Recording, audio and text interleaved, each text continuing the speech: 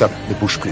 J'ai pas vu la seringue, j'imagine qu'elle devait traîner par terre et... C'est rien, mais il faut que je la retire, là. Après avoir retiré délicatement la seringue, l'homme demande à Lucie ce qu'un policier doit faire lorsqu'il est exposé à une substance dangereuse.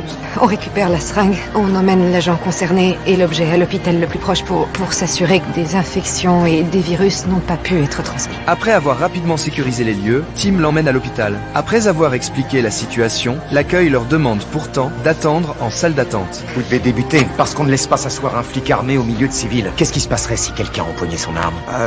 Si on suit le protocole, un agent armé doit être vu immédiatement. Alors installez-la et trouvez-lui un médecin sans attendre. Une fois les formalités terminées, pendant qu'ils attendent les résultats, Tim découvre qu'elle consulte Internet. En voyant les données en ligne, Lucie craint d'avoir contracté une maladie contagieuse, mais il estime qu'on ne peut pas se fier à Internet. D'accord, imaginons que j'attrape une hépatite C et qu'un jour je prenne une balle. Vous voulez arrêter le saignement et vous oubliez que vous avez eu une entaille à la main.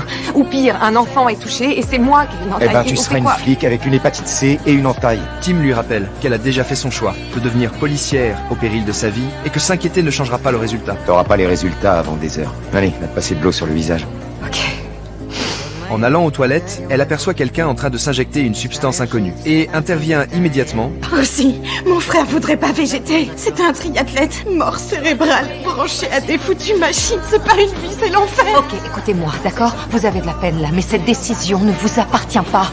Malgré l'avertissement de Lucie, la femme, hésitante, enfonce quand même l'aiguille. Voyant cela, elle neutralise aussitôt la femme avec son taser. On peut pas te laisser une minute, toi.